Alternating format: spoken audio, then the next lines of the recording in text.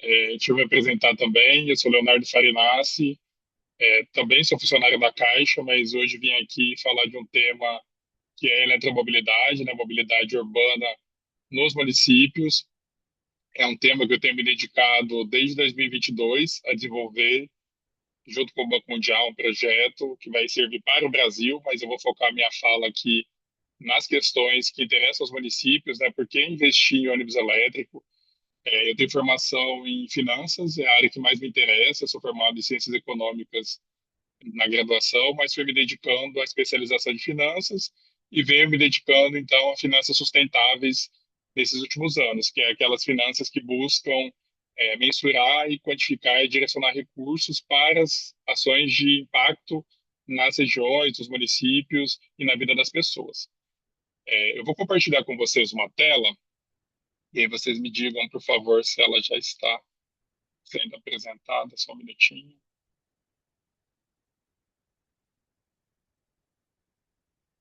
Sim, Sim, sim, sim. né? Obrigado. Então, pessoal, assim, por que falar, né, de ônibus elétrico na realidade atual que o país vive? Eu, né, como fui criado na periferia de uma grande cidade no interior de São Paulo, que é Campinas, e me lembro, né, que a minha vida inteira eu dependi da mobilidade através dos ônibus naquela região, para ter direito à cidadania, para me deslocar até o colégio, né, que estudava longe, aos grandes centros, aos aparelhos centrais da cidade. Então, esse é um tema que eu tenho bastante carinho e afinidade. E hoje a gente ainda tem 50 milhões de brasileiros diariamente sendo locomovidos através dos ônibus.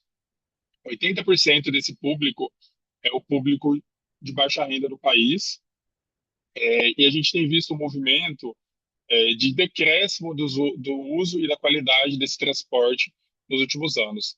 Desde a pandemia, a gente ainda não conseguiu recuperar a quantidade de passageiros para ônibus que tem se deslocado cada vez mais para transportes individuais, principalmente para motos e aplicativos, né, de mobilidade, o que tem tornado o trânsito das regiões brasileiras metropolitanas ainda mais caóticos, como vocês devem saber, vocês que vivem em regiões onde tem bastante congestionamento.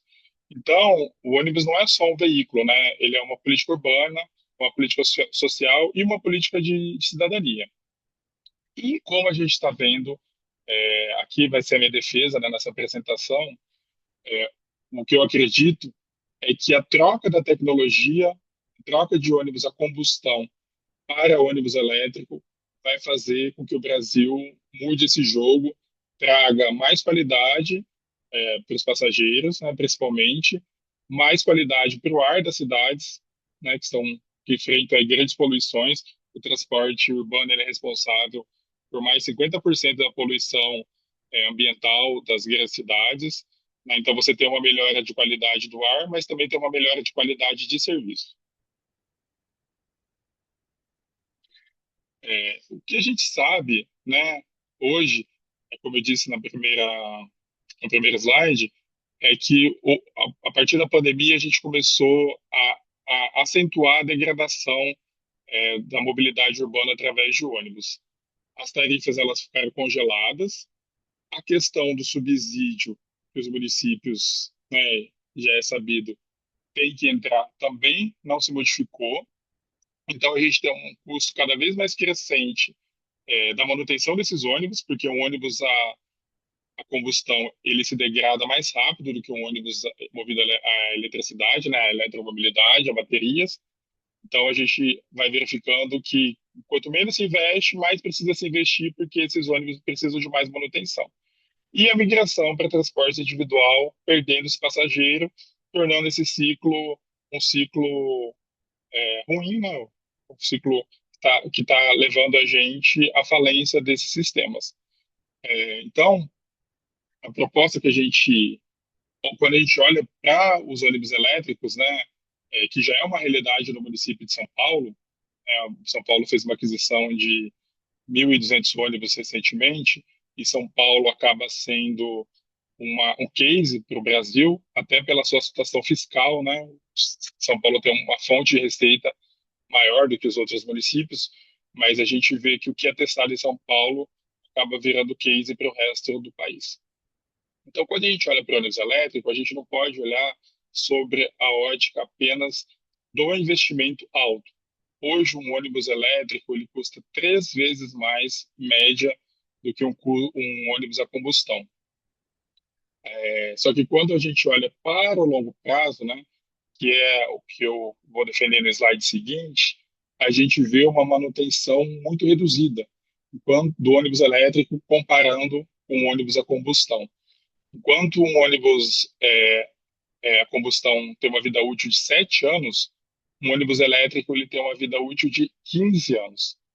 Quando a gente coloca na conta esse horizonte, né, e é isso que as finanças acabam trazendo para as modelagens, a gente percebe que financeiramente hoje, dado o custo do ônibus elétrico ainda alto como é hoje, já vale a pena o investimento quando a gente compara o ônibus elétrico com o ônibus a combustão.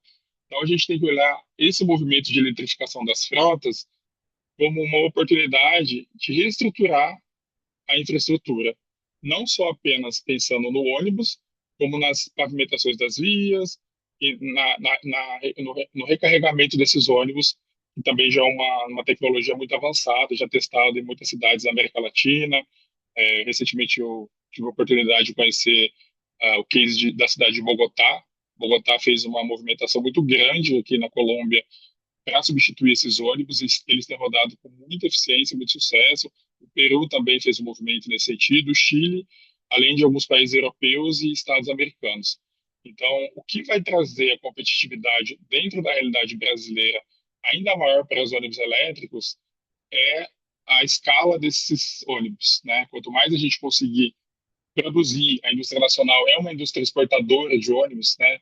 Recorrentemente, a gente exportou muito ônibus para a América Latina, a gente tem capacidade produtiva. Quanto mais a gente escala a compra desses ônibus, menor é o custo individual de cada um desses ônibus, o que torna a nossa tese de que é, esse custo vai reduzir e vai ficar viável para mais municípios, né? Além disso, a gente tem falado muito, né, agora com a guerra, né, infelizmente, do Irã, da escalada do custo do diesel. O ônibus a eletricidade não vai ter essa questão, né? Obviamente. Então, você também blinda os municípios do ponto de vista fiscal. Hoje, muitos municípios subsidiam a mobilidade elétrica através do subsídio na compra do diesel. Os modelos mais modernos, inclusive aplicado por São Paulo, é aquele que subsidia a compra do ônibus, né? Você subsidia o CAPEX, que é a compra do bem em si, ao invés de subsidiar a operação, que é o OPEX. Então, a gente pode. A mobilidade elétrica ela requer uma revisão do modelo financeiro, né, daí as finanças sustentáveis, de subsídio e de enxergar esse investimento como um investimento mais de longo prazo e não um investimento de curto prazo.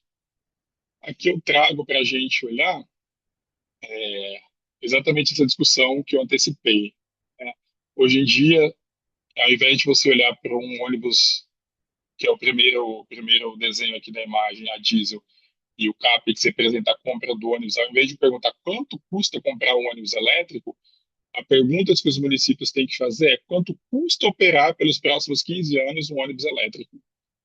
E aí, a partir do ano 1, né, a partir do ano 2, na verdade, assim que você compra o ônibus, momento 2, na verdade, é, quanto mais esse ônibus roda, mais barato é o ônibus. É uma conta que parece que não faz sentido, mas faz, porque um custo de rodagem de um ônibus elétrico é muito menor do que um custo de rodagem de um ônibus a combustão. Então, você tem menos manutenção, você não tem desgaste das peças pelo processo de oxidação e combustão. Esse ônibus para menos, roda mais, traz mais qualidade para a população, porque ele não fica parado para manutenção quase, né? Reduz drasticamente a manutenção de um ônibus elétrico. E você para, além de emitir gases poluentes, né, através do diesel, você descomprime a questão fiscal dos municípios, que é toda vez que o diesel sobe, como agora, está batendo na casa dos R$ 10 o litro, o subsídio do município ele tem que aumentar para o serviço continuar rodando. Se o diesel não existe, todo o dinheiro que ele gastaria para o OPEX, né, para a operação dos ônibus, ele reduz quando ele ajuda, né, ou a concessionária, ou o próprio município, quando opera esses ônibus, é, trazendo subsídio para o momento de concessão. Então, a gente está falando aqui também de uma revisão dos modelos de concessão, quando falamos de grandes municípios, né, onde a maioria do transporte é concedido, e nos municípios de menor porte, a gente estaria falando também de uma redução de custo para o próprio município, quando é ele que opera essa frota. Nós temos um estudo, né, que a gente desenvolveu junto com o Banco Mundial, o que a gente chama de TCO, né? É o conceito já apresentado anteriormente, o nome um pouco sofisticado, mas não é nada tão mais difícil de entender, que é o Total Cost Ownership, que é exatamente essa dinâmica, né? Quanto um investimento se dilui no longo prazo. Quanto esse ônibus custa quando eu levo em consideração a sua fase de operação e não só a sua aquisição. Quando a gente olha para as 10 maiores cidades do país, é, esse recorte aqui, na verdade, a gente fez com 8, né, cidades do país, em 7 delas, com o custo do ônibus elétrico hoje, 3 vezes maior, como eu disse, né, com tendência de queda, que o que encarece hoje é a bateria, que é uma tecnologia ainda que a gente depende de escala para que ela seja mais barata. Ainda que com esse custo, a gente tem em 7 dos 8 municípios analisados uma viabilidade de se trocar os ônibus a combustão por ônibus elétrico. E a gente tem uma redução de em média de 17% do OPEX quando a gente fala no ônibus elétrico comparado com o ônibus a combustão. Então, a gente deve estar se perguntando aqui, né, até como política pública, né, temos vários colegas presentes que tratam de temas de política pública, os bancos, né, que financiam esses investimentos de longo prazo. Por que então a gente ainda não tem tantos ônibus elétricos rodando no país, né? Apenas São Paulo começou um movimento mais forte. A gente tem visto, na verdade, vários municípios, né, informações públicas, né, se vocês derem um Google, buscando já essa solução. Não é uma tecnologia também tão simples de ser adaptada, a gente tem que fazer um repensamento, uma remodelagem, vamos dizer assim, da malha de distribuição elétrica. A capacidade instalada de fornecimento de energia não pode competir com a capacidade de fornecimento energético para residências e indústria, mas esse não é o problema do Brasil. O Brasil possui uma matriz energética muito limpa, que traz um custo de energia elétrica ainda muito barato quando você compara com qualquer outro país que tenha adotado a frota de ônibus elétrico. O que existe hoje é uma questão de mudança institucional e mudança de mentalidade na concessão e operação desses ônibus. Então, muitos desses veículos hoje só acessam, né, essas empresas e município, mecanismos de financiamento de curto prazo, porque a vida útil de um ônibus elétrico é maior. Então, quando a gente olhava para os ônibus a diesel, eu estaria financiando esse ônibus em 4, 5 ou 7 anos, levando em consideração a vida útil daquele ônibus. E hoje a gente está falando de uma vida útil de 15 anos. Então, para isso, até os modelos de concessão os municípios têm que mudar em relação à empresa que está adquirindo esses ônibus, ou o próprio município adquirindo e repassando esses ônibus para a operação de uma empresa privada. Tem que se levar em consideração esses 15 anos. Então, os modelos de concessão eles estão sendo revistos muito lentamente, mas estão sendo revistos, e esse é um dos fatores que leva a gente ainda não ter tantos ônibus rodando ainda dentro dos municípios. Então, para fechar aqui, né, Jane, para o desfecho da minha fala, quando minha área, como eu disse, é a área de finanças sustentáveis, a gente trata então de modelagem, né? Como fazer com que esses modelos novos de financiamento, de receitas, se vinculam e viabilizem o financiamento dessa nova tecnologia. É uma questão não só de mercado, mas também uma questão de uma coordenação pública, como foi dito aqui na fala anterior, da gente repensar fundings, né, institucionais que vão subsidiar alguns municípios que não têm capacidade fiscal de fazer essa alteração. A gente está falando de revisão de modelo de concessão, está falando de uma outra maneira de rever fluxo de caixa e está falando também de outras receitas e impactos acessórios que não são facilmente mensurados, como, por exemplo, o crédito de carbono. Né? No modelo de negócio que a gente está desenvolvendo, a substituição de ônibus elétricos, de ônibus a combustão para ônibus elétrico, traz essa receita acessória, né? Os municípios que financiarem o ônibus ou as concessionárias, elas são elegíveis para esse mercado de carbono, você está descarbonizando a economia, então você teria uma receita acessória. É claro que o carbono em si não gera receita suficiente para o financiamento desses veículos, mas a gente começa a olhar para essa tecnologia e para essa substituição dos ônibus a combustão, um olhar macro, com um olhar diferente de como aliar impacto ambiental, melhora de qualidade na, no transporte, sim, melhora na vida da população. O ônibus elétrico, ele aqui já teve a oportunidade de andar, ele é um ônibus silencioso, ele não traz para o motorista o calor do motor, que geralmente fica na frente do ônibus, né? Melhora a qualidade de vida de quem está conduzindo. Ele tem um aspecto de gênero também, que é muito legal quando você vai numa garagem que é eletrificada na combustão, que é a questão de trazer as mulheres para a condução desses veículos. É um veículo mais leve, é uma manutenção que não exige força bruta, né? Força humana mesmo. Bruta, ela requer mais uma operacionalização mais inteligente, um ambiente mais limpo. Então, dentro do projeto que a gente tem desenvolvido nos municípios, a gente está trazendo, né, até através do Fundo Socioambiental, um incentivo para que as mulheres entrem e participem mais dessa economia, né, ocupando cargos, inclusive de comando, numa cadeia que é muito hoje ainda masculinizada, muito voltada para o homem. E essa é a minha última tela, né? Acho que quando a gente olha para todos os benefícios, a gente está falando de uma política que traz cidadania, a partir do momento que você traz retomada do usuário para esses ônibus, né? Para regiões diversas do país.